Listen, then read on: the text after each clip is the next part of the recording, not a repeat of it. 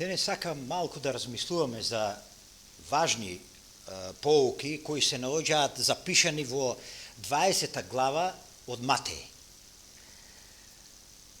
И се поврзани секолку со она што се зборува во претходната, во 19 глава. А знаеме ли таму за што станува збор? Знаеме ли таму? Се сеќаваме ли? Што е запишено во тоа поглавје? Тоа е Исусовата средба со кој? Со оној младич, нели така? Кој прашал, какво добро да сторам за да имам живот вечен? И после тоа несреќно заминал. Поради тоа што не можел да прифати она што Исус му го кажал дека треба да го остави богатството, кој представувал на некој начин негов Бог во неговиот живот. И Исус сега се свртува кон учениците и им кажува дека тешко е на богатиот да влезе во Царството Божие. Полесно е да влезе камилата преку иглени уши, отколку него да влезе во Царството Небесно. Знаеме ли што се тоа иглени уши во она време? Камилата, низ иглени уши. Дали буквално кон меѓу она игла, дупчето на иглата? Знаеме ли што значи?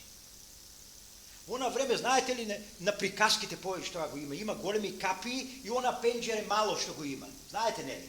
Порано такви врати има. И сега камилата треба да се наведне, па едва и да влезе во таа вратничка, долу малечката, што е од големата капија.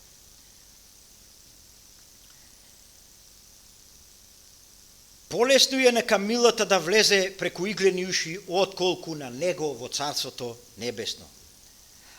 И на основа на тоа што сега се случило во тој момент, тоа што тие го доживеале со Христа и со овој младич, Петар се свртува кон Исус и кажува: ете ние, ајде да прочитаме. Што кажува Петар? Еве ние оставивме се и тргнавме со тебе. И така, ние што ќе имаме? Петар прашува. Ете ние оставивме се само за тебе, му вика Петар. И тргнавме со тебе. Што ќе се случи со нас? Што ќе добиеме ние? Го прашува Петар. Што ние можеме да очекуваме како производ на тоа што одиме со тебе? Еве ние тоа го сторивме, што може да очекуваме од таквиот наш став?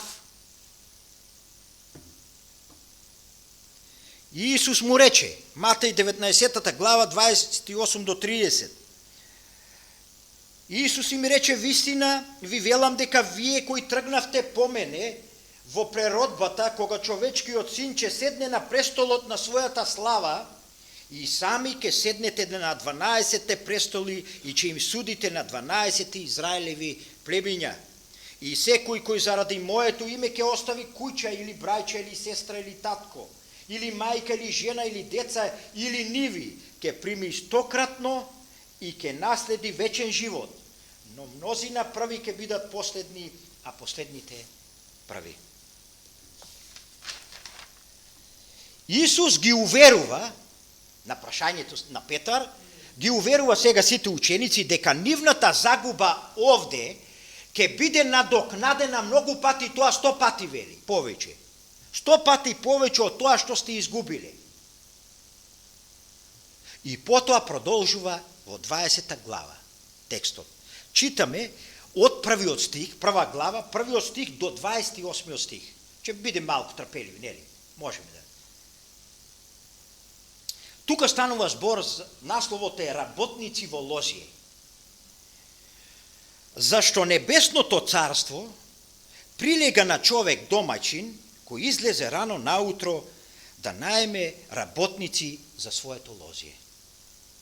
И кога се погоди со трудбениците по денари на ден, ги испрати во своето лозие.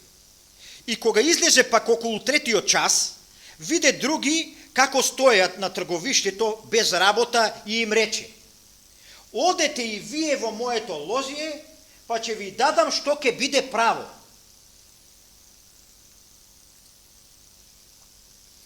И тие отидоа, а кога излезе пак околу 6 и 9 час го направи истото. А околу 11 час пак излезе и најде други како стојат и им рече: зошто стоите тука цел ден без работа? Му рекоа: никој не најми. Тој им рече: одете и вие во моето лозие. А кога се вечери, господарот на лозието му рече на својот управител: повикајќи трудбениците и плати им, почнувајќи од последните па до првите. И така дојдените околу 11 час примија по денарии. Кога дојдоа првите, помислија дека ќе примат повеќе, но и тие примија по денарии. Штом го примија, негодуваа против домаќинот, велејќи: последниве работеа 1 час, а ти ги изедначи со нас, кои ги претрпевме тегобата и денот на жегата. А тој му одговори на еден од нив и рече: пријателе, не ти правам неправда. Зар не се погоди со мене за денарии? Земи го своето и оди си, а јас сакам на последниот да му дадам колку и тебе. Или зар немам право да сторам со своето што сакам? Или твоето око е зло зашто сум добар?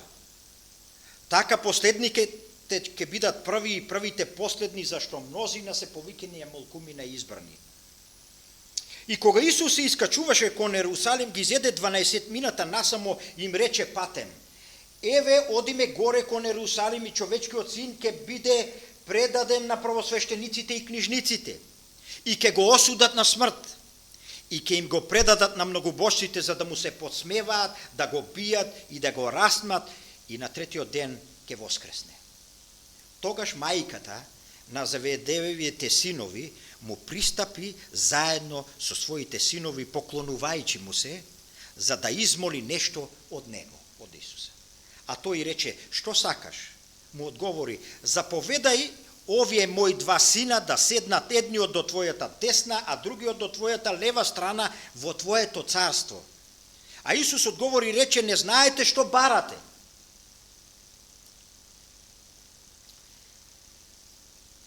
Можете ли да ја пиете чашата што ќе ја пијам јас, или да се крстите со крштевањето со кое се крштевам јас?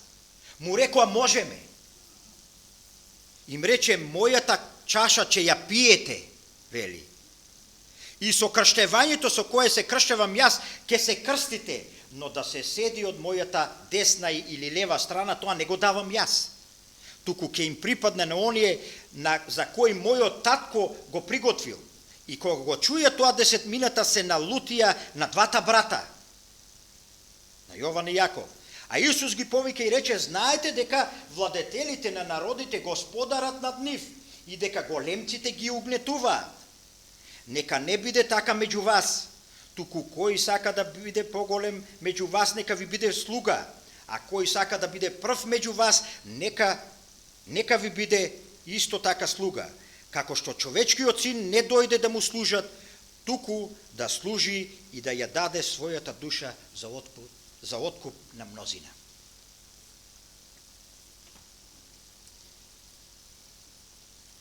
На почетокот тука, во првите 5-6 глави, Исус го користејќи го зборот зошто, или на српски али, зошто ја поврзува параболата за работниците со принципот на преокрет кој токму го дал тогаш, дека мнозина последни ќе бидат први, а првите последни.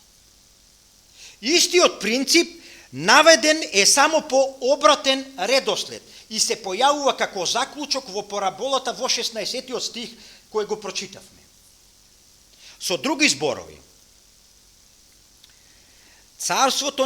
во Царството небесно, кој е прв и кој е последен се одредува по сосема поразлични критериуми од тоа што ние дури и припадниците на Божиот народ често знаеме да ги одредуваме. Јасно ли е до тука? Споредувањето на небесното царство овде со земјопоседникот или поточно домаќинот, како што се кажува, или грчкиот текст кажува со господарот на куќата, укажува на тоа дека карактерот и постапките на земјопоседникот го илустрираат уствари како функционира небесното царство.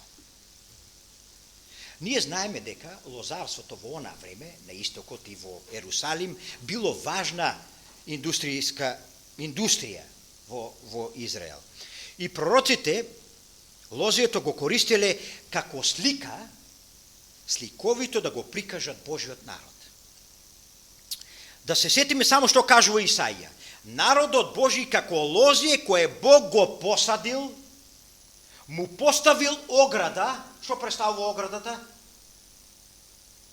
Божиот закон. И во средината поставил што? Пивница, кажува Исаија. Го поставил храмот меѓу нив, каде се наоѓа местото каде што тие ќе се сретнуваат со него. Спрема Јосиф Флавије, навлегувањето во храмот имало капија која била покриена со злато. Имало златна лоза на која виселе гроздови големи колку висина на еден просечен човек, на самиот влез од храмот. Во параболата, што ја читавме, се ангажирани 5 групи на работници во текот на еден ден. Во она време, денот во Израел, или помеѓу израелскиот народ, почнувал кога? Првиот час кога бил? Кога ги викнал он? 6 часот. Денот почнувал во 6 часот. Вика на третиот час, тоа било 9 часот, повикал други. После кажува и на 6-тиот, на 9-тиот и на 11-тиот час. Тоа било 5 часот веќе. Поручек. Значи, повикува 5 групи на работници во текот на еден ден, почнувајќи од 6 часот наутро, кога е ладно, да работат до 6 навечер. Но само првите работници договориле одредена надница. Нели го читавме тоа? Само првите работници, кои што ги најмило одредиле одредена надница од 1 римски денарии. Тоа било нормална плата за едно целодневно работење.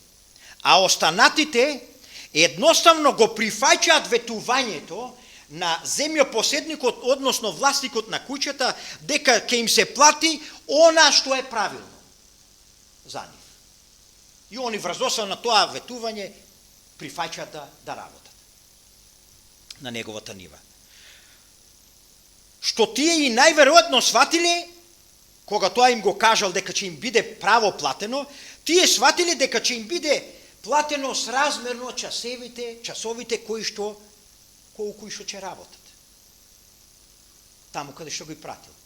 Што значи дека они кои што дошле 3-4 часа пред да заврши денот, за толку ќе им си плате. Они 1 час во 5 што дошле до 6 за 1 час. Така и сватиле. Во склад со Мојсеевиот закон, работниците морало да бидат исплатени до кога, драги браќи и сестри? До кога? До крајот на денот. Зошто? Зошто? За луѓето да не би останале без пари. Затоа што тоа било сето она од што луѓето живееле, тоа била една дневница. Тоа што денес би го заработиле, денес би требало да го добијат одма на рака. Зошто? За утре да би можеле од тоа да купат храна за своето семејство. Тоа било доволно само за да се прехрани семејството. И не требало да му се закинува никако на таков закон постел Мојсеевиот закон. Ајде, 5 Мојсеева 24, 14 и 15. Што пишува таму? 5 Мојсеева 24, 14 и 15. Не е таму што пишува. Него он не правдува јадниот и бедниот наемник, било да е тој твој сонародник или придојденик, од секој град во твојата земја. Секој ден давај му ја заработувачката пред зајди сонце, зашто е беден и воздивнува по неја. Така не ќе извика против тебе кон Господа и не ќе согрешиш. Задржувањето на исплатата, па само дури и до следниот ден, би можело да го лиши семејството од основни средства на животот. Во 8 стих, што читавме во 20 глава, земјопоседникот се нарекува господар или грчки Кириос, што сугерира дека е представен самиот Исус или Отецот. Управителот кој овде е представен се однесува очигледно на некоја висока одговорна личност, која е задолжена за тоа домаќинство, односно за тоа земјиште. Зборот кој овде е преведен како плата, Матај на повеќе места го користи како награда, уствари доаѓа од небото, таа награда. Изразот кој означува небесна награда, значи комплетната оваа приказна која Исус ја раскажува, уствари представува во преносно значење начинот на кој Бог се однесува спрема спасението на човекот. Изненадувачки, работниците кои дошле последни се третираат најдобро. Така не ли? Последни кои што се третираат најдобро. Оние кои дошле последни први добиваат плата. Оние кои никој не ги сакал, тие први ќе ја добијат платата. Не знам по-младите, по-старите може би знаат, јас имав прилика да гледам како кога пред околу 24 години бев на Крит, на заработувачка, тогаш одеја повеќе луѓе.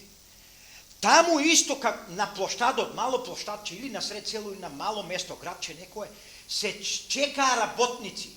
Јас не го искусив тоа да не ме викнат. Секоја ден, месец и пол ме викаа мене. Но остануваа луѓе кои што не ги викаа таа ден. Тоа го осетив јас. И го видов како од моја искуство лично. Оне кои никој не ги сакал, тие први ќе добијат плата. Најдобро се третира. Бог намерно наредува да се повикаат оние кои последни дошле, кои најмалку работеле први да добијат исплата. Ние обично очекуваме дека оние кои работеле најдолго ќе бидат исплатени први. Нели е логично така? Но наместо тоа тие се исплатени последни. Зошто? Редоследот на плаќањето не само што ја илустрира, браќи и сестри, широката тема на преокрет кој Бог сака овде преку ова Исусова приказна да ја представи, туку овозможува, запазим се, овозможува сите работници да го видат великодушниот карактер на газдата на куќата, но од друга страна овозможува и да се открие кој што мисли.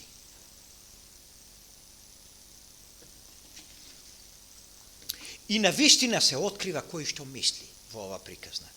Колку пати, браќи и сестри, се случува да дојдеме во ситуација кога сметаме, која сметаме за неправда нешто затоа што нашите критериуми не се исправни.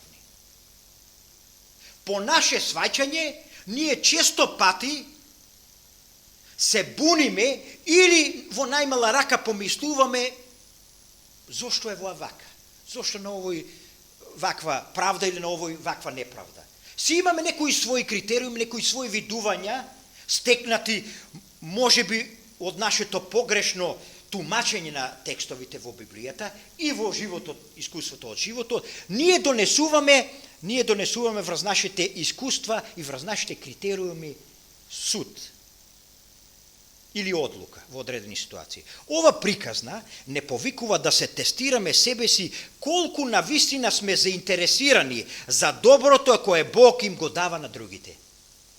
Дали сме љубоморни, завидуваме ли? И дали ќе ни биде криво кога Бог некој друг го благословува, кој по наше мислење може би не заслужил онака како што ние сме заслужили. Може би не е и за изненадување за оние кои што најдолго работеле, да ја видат платата која им се дава на другите. Не се изненадили тие кои што најмногу работеле. Па да почнат да ичекуваат да, иеко договориле една цена, сега газата на нив да им даде повеќе. Они не се изненадени од оние последните кои што им дават цела плата, но сега они во себе си помислуваат, сега ќе добиеме ние кој знае колку, дупла повеќе, затоа што нели му даден овие еден саат што работе овој цела дневница, на цела ден 12 часа работиме. Тога ќе ни даде дупла дневница. Така си помислувале.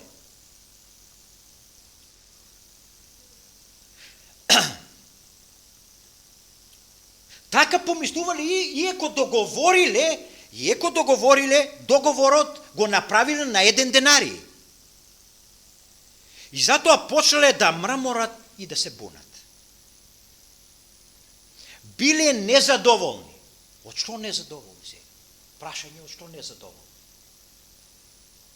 Кога се жалат на земјопоседникот затоа што направил последните, како што викат, ги изедначи со нас. Текстот кажува. Ги изедначи со нас, кои цел ден се мачевме и горевме на жештината, вика. Да се биде поштено третиран, да го запаметиме ова. Да се биде поштено третиран не значи секогаш и еднакво третиран. Не биле сите работници еднакви. Доаѓале во различно време, работеле различни сати и различни работи. И не биле платени во исто време, но наместо компензацијата за одредени работни часови, за разлика од тоа постоеле еднакви приходи. Сите добиле целодневна плата, затоа што тоа бил износот потребен за да би го нахраниле семејството. Разбираме ли сега колку е великодушен господарот на тоа земјиште, газдата? И има во предзнаење дека овој човек иеко 1 час, семејството чека, гладно му е, му плаќа исто како на овие другите, цела ден, дневница што се договорили. И без разлика на тоа колку работеле, газдата им плаќал онолку колку што им било потребно да си го прехранат своето семејство. На секој му се исплаќало она што се договорило однапред. Меѓутоа, за времето на исплатата некои работеле подолго од другите и мислеле дека тоа не е праведно од газдата. И интересно е дека на земјопоседникот му се обраќа на работникот кој се жали на неговиот третман со еден израз. Со кој израз му се, го прочитавме тоа. Земјопосед домаќинот со кој израз му се обраќа на оној кој што се бунел за неговиот третман, на работникот. Му се обраќа кој го употребил во негативна смисла. Тој израз е употребен во негативна смисла на други места. А му кажува пријателе. Како може сега изразот пријателе да биде негативен?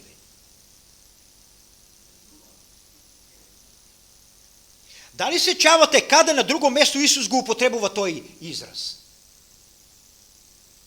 Се чаваме ли? Каде го употребува тој израз пријателе Исус? За Јуда. Не ли така? И уште? Каде? Уште на едно место. Во Исусовите приказни овој израз се користи на места каде се представува некој кој на крајот ќе биде осуден. Јуда на едно место и во она приказна за свадбата, се сеќаваме ли?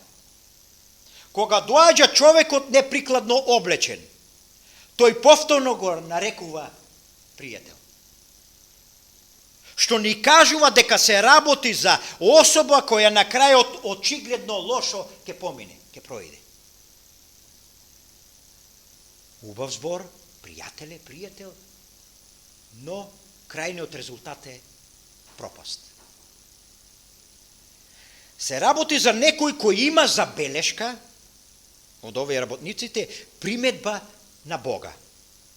Што мислите? Зашто имал приметба овој работник? Кои биле неговите критериуми на овој работник и на сите други кои што се бунеле таму? Кои биле? Како он го третирал односот на газдата спрема луѓето? Како го третирал? По кои критериуми сметал дека газдата треба да плати? По критериумите на личните заслуги, браќи и сестри. На личните заслуги. Колку работев, толку и платиме. Додека пак приказната ни зборува дека газдата не плаќа по заслугите, туку по што? Туку по својата доброта. Затоа што на многу места во Евангелијата Исус за себе зборува, односно за Бога зборува како оној кој што е како добар. Меѓутоа овие луѓе инсистираат да им се плати по заслугите. Исус ги третира како оние кои на крајот ќе страдаат, пријателе. Не ти е местото овде, сака да му каже. Зошто? Не можеме да бидеме дел од Божиот народ и да сметаме дека Бог треба да не плаќа по заслугите, драги браќи и сестри. Затоа што ако би не плаќал по заслугите, се знае како ќе поминеме.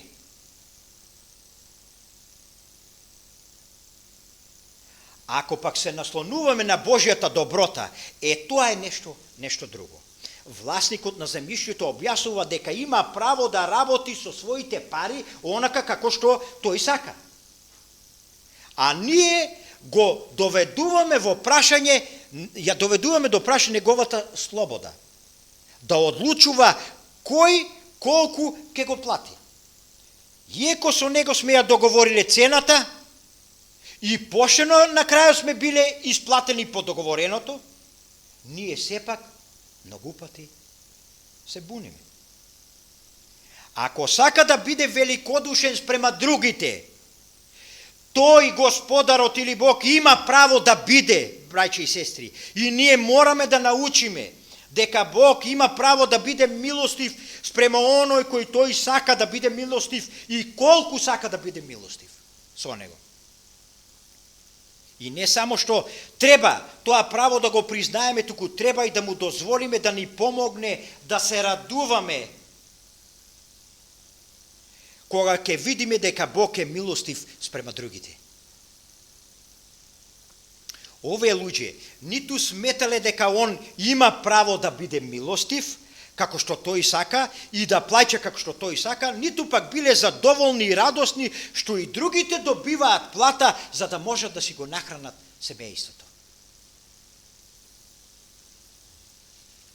Не им е важно нив другите што нема да однесат дома пари, средства за да може да го нахранат. Не им е важно. Они само им е важно нивната ситуација и тоа што го изгубиле. А фактички ништо не изгубили. Тие договориле една цена, а сака друга цена.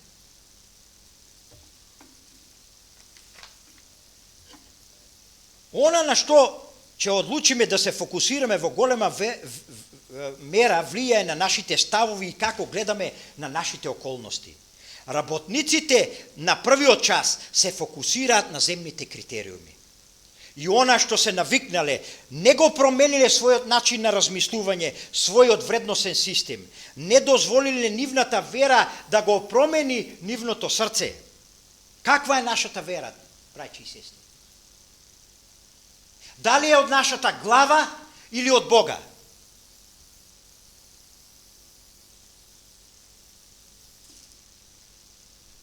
и останале површни на своите постапки. Некој од нас може да смета дека оваа парабола може да биде и загрижувачка. Во таа смисла можеме да се запрашаме, поради што е тоа така? Зошто сметаме дека тука постои проблем во оваа парабола? Треба секогаш да бидеме осетливи на тоа како реагираме на одредени настани и одредени Божји постапки, на одредени изјави и стихови кои што ги наоѓаме во Библијата. Треба да бидеме трпеливи, браќа и сестри, и да се молиме. Не да донесуваме веднаш одлуки на тоа што ќе го слушнеме или ќе го прочитаме. Какви чувства будат во нас вакви ситуации ако дојдат? Дали чувства на горчина, дали чувство на незадоволство или чувство на радост? И треба да се молиме Бога за промена таму каде што гледаме дека нашите чувства и ставови се негативни спрема она што Бог го работи. Мораме да бидеме искрени спрема себе. Не смееме да криеме во себе ако нешто кај Бога не нервира, некои негови постапки и некои негови зборови. Мораме тоа да си го признаеме пред себе и мораме тоа да му го кажеме нему. И да бараме од него да ни помогне да разбереме што во нашиот систем на вреднување или верување не е во ред. Во овој случај, што би направиле ако ние сме биле работниците кои Бог ги повикал во 11-тиот час? Што ќе направиме тогаш ние? Колку пати работниците излегуваат на улица секој ден и чекаат некој да ги повика да работат. Но никој не ги повикува. Еве како јас што го видов. Никој не ги повикува. И тој ден остануваат без средства и без пари. Некојаш може да се случи и на нас некој да не повика. Да сме на нивно место и ние. Што би сакале тогаш ние во тој момент, ако не повика некој? Дали ќе бидеме среќни ако нас некој во последен час ќе ни укаже поверение и прилика, драги браќи и сестри? Ќе бидеме ли среќни тогаш?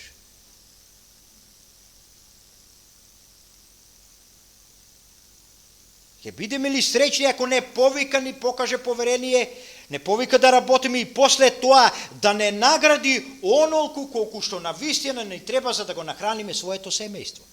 Овде се гледа тој систем на вреднување кај човекот кој применува и преку кој ги посматра работите кои што се случуваат околу нас.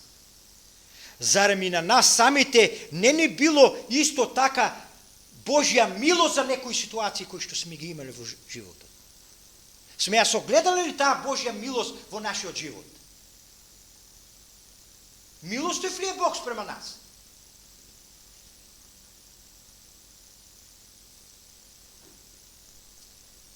Зарем и на нас некојаш не ни била потребна великодушност како и на овие луѓе кои што Бог им ја укажал? Јаков и Јован веројатно биле најмлади од 12-мината ученици. Иако Марко не ја споменува улогата на нивната мајка, во еврејството или римското обкружување не би било необично мајката да се залага и често била поделотворен нејзиниот збор отколку човековата директна молба за самиот себе. Нечесто мајката истапувала да се заложи да биде посредник помеѓу некој и нејзините деца. Не било срамота тоа. И така и мајката на Заведеевите синови, Јаков и Јован, излегла пред Исуса и се застапува за нив, за децата.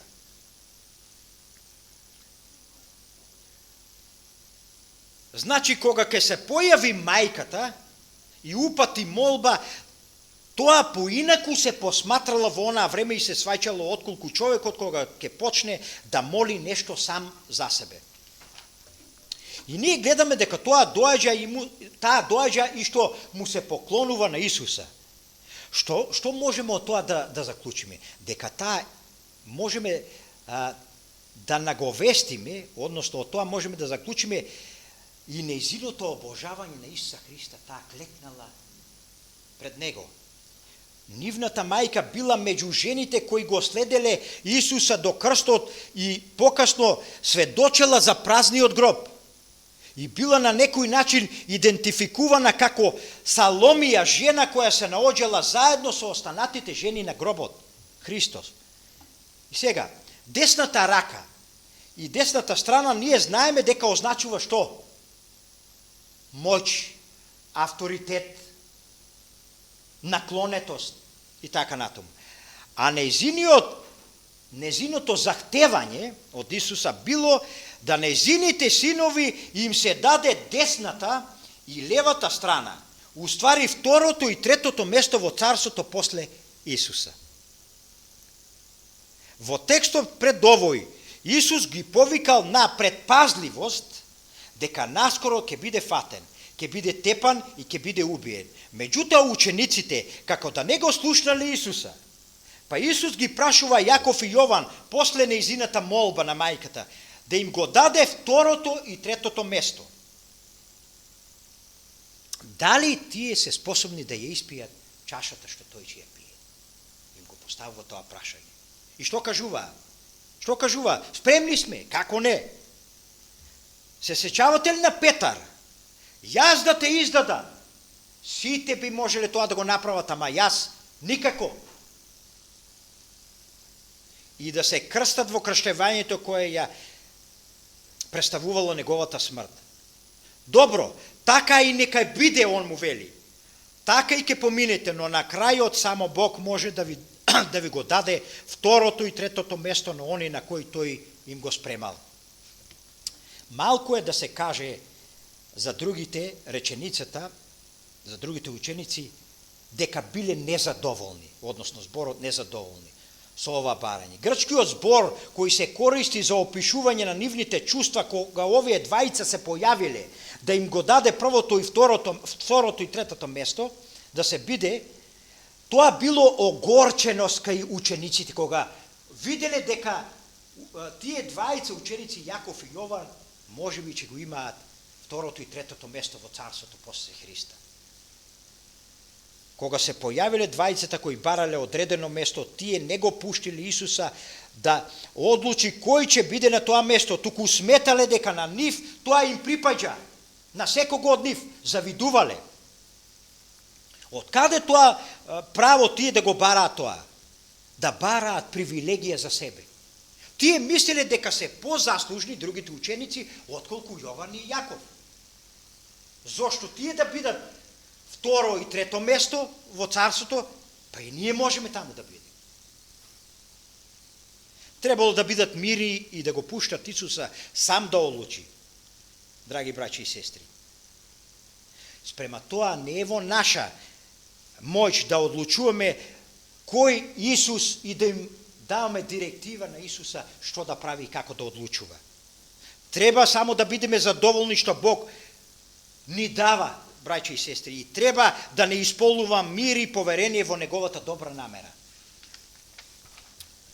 Исус не сакајќи световниот дух на ривалството да обстане, не сака световниот дух на ривалството да остане и помеѓу неговите ученици. Кажува дека токму тоа што тие се борат, тоа е една врста на доминација која ја вршел Рим, на која евреите биле толку многу огорчени. И тој кажува, во светот е така, но помеѓу вас нема да биде така. Вие тоа не смеете да го барате. И што е најлошо од се, историјата е полна со такви примери на понижени луѓе кои се жалат дека се неправедно третирани. И тогаш кога ќе добијат власт, како се однесуваат? Еве ќе земеме како пример. Еве имаше избори и така, не ме е целата политика да предавам тука. Се бунат едните, како овие прават вака, овие прават, но обично кога ќе дојдат, тие ги прават истите или сличните работи, за кои што претходно така жестоко се бореле против овие другите, да не го прават тоа. Зошто е тоа така? Затоа што на себе си се ги припишуваат заслугите. На себе си се ги припишуваат местата, позициите и положбата. Предности за кои сметаат дека другите не се зрели и не се достојни. И затоа кога ќе дојдат на власт, се однесуваат спрема другите од висина. Затоа што ги сметаат помалку вредни од нив. И тоа, за жал, сум го гледал и во црквата, помеѓу верниците, но и помеѓу проповедниците. Го гледав тоа и на различни нивоа на нашата црква. Ова е само констатација, не напаѓање. Го гледав тоа и на различни нивоа на нашата црква, дека оние кои се жалат на постапките на другите, кога самите ќе дојдат во таква ситуација, ништо поразлично не се однесуваат од оние кои пред нив биле таму и на кои постојано имале приметба. Во Пословици 28:15 ќе прочитаме и одиме веќе при крајот. Пословици 28:15. Што пишува? Лав што рика и гладна мечка, таков е опакиот владетел за бедниот народ. Кога на управителското место ќе се најде личност што му служи на Бога и во кој се наоѓа Божиот дух, таа личност радикално постапува спрема луѓето околу себе, гледајќи ги нивните интереси и нивните потреби.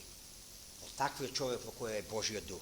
Додека пак личноста која е безбожна се наоѓа на управителското место, ги гледа само своите лични и себични интереси и тоа можеме да го приметиме. Тоа е приметливо и за голо око.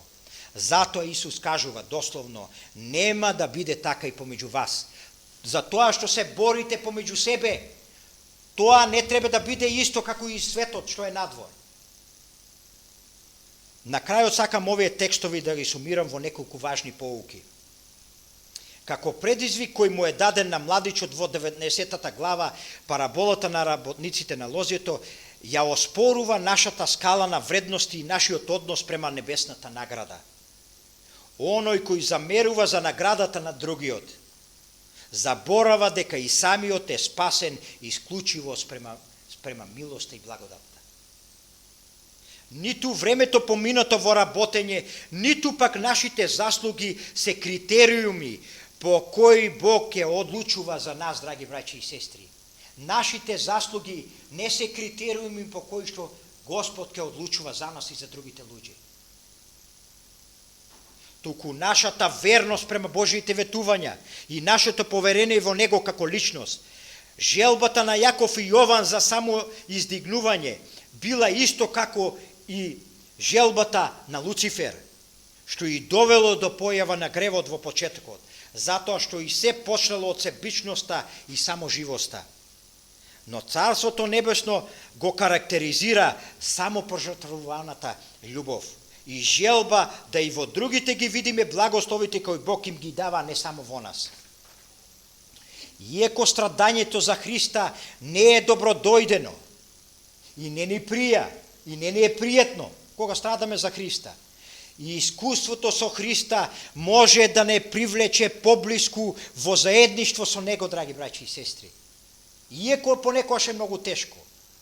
И да го зголеми нашата почит према Неговата жртва за нас самите.